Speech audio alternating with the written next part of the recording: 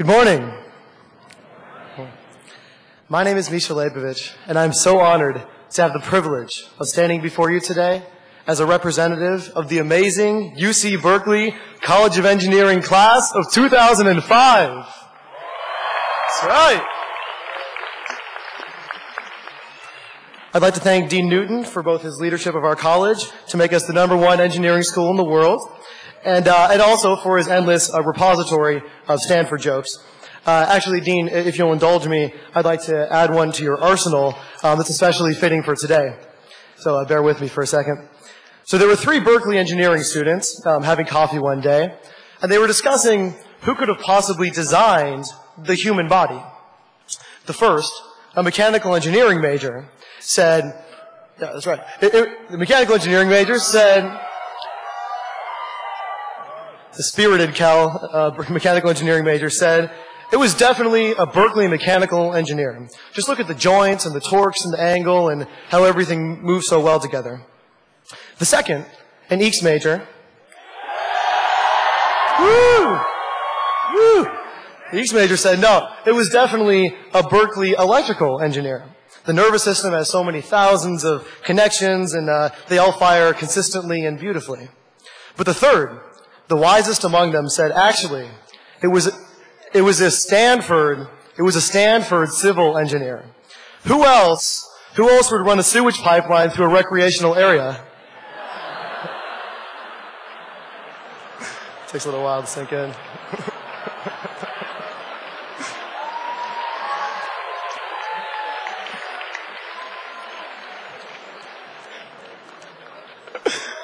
Thank you for indulging me in that. And thank you for making it out to the wonderful ceremony this morning.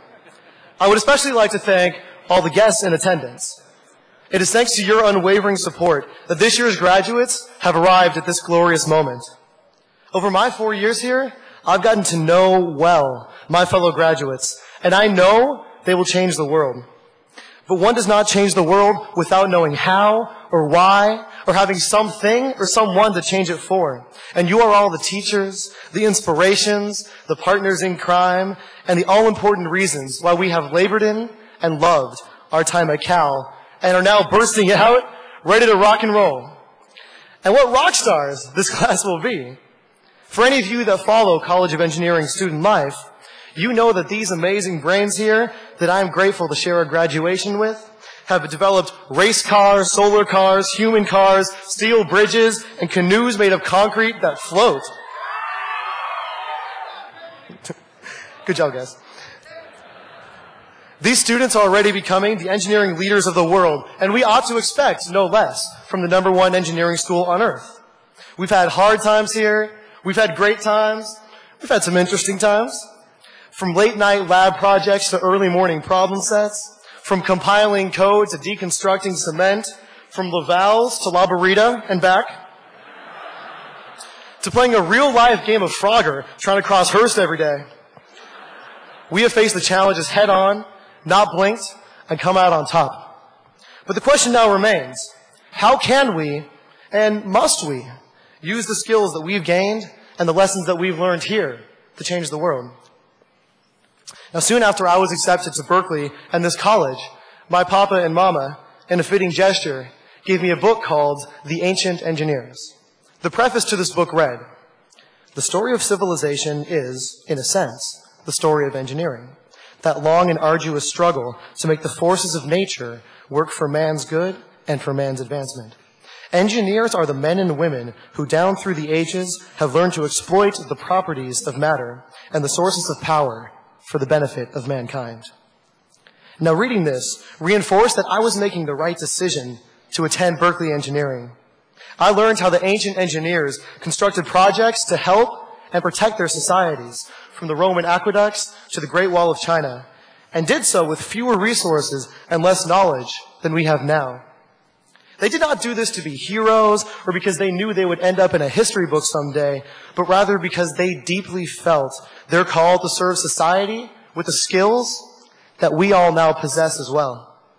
Now, to address my earlier question, the can we ought to be obvious to all those assembled here.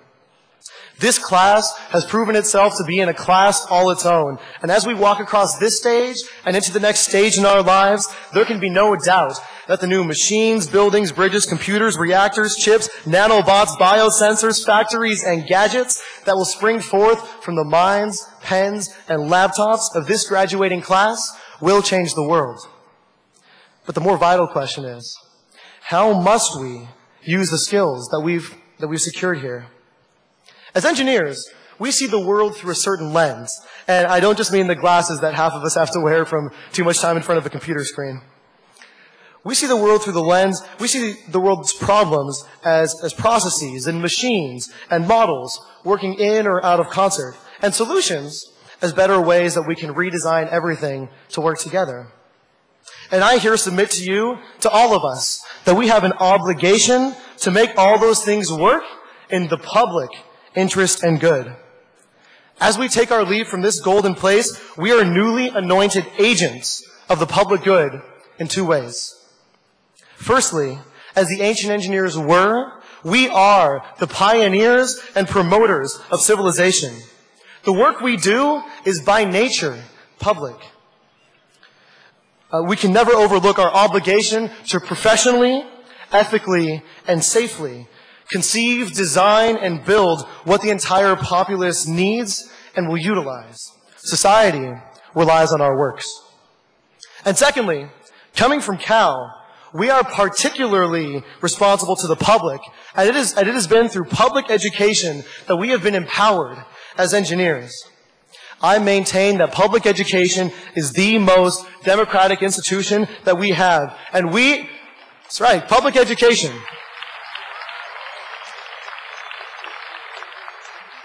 And we as engineers cast our vote in that democracy through skill in our discipline, dedicated service, and appreciation for the opportunities now before us. But an engineer's societal role is not always understood, and it is incumbent on us to redefine our public perception through our works and participation. Some people, not you people, but some people would accuse engineers of having tunnel vision and not engaging society in meaningful ways. Others would say, simple-mindedly, that we are dispassionate technophiles that have no interest in using our privilege, our energy, and our talents, and our education to change the world. But ladies and gentlemen, as I said earlier, I know this class, and I don't buy that. Here are some of the most intelligent, inquisitive, impassioned, creative, constructive, and compassionate people that I have ever met. And no one ought to be surprised when we earn our own chapter in a future edition of the Ancient Engineers.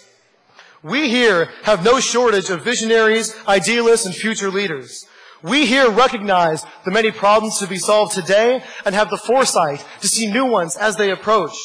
We are the engineers, we are the builders of this world, and lastly, we have the hearts, the minds, and the hands of the people who will be leading the efforts of our generation. And I'm sure that those folks will always be able to look themselves in the mirror and say proudly, I am a UC Berkeley engineer. Thank you. Congratulations to us all. And for my last time as a student, go Bears!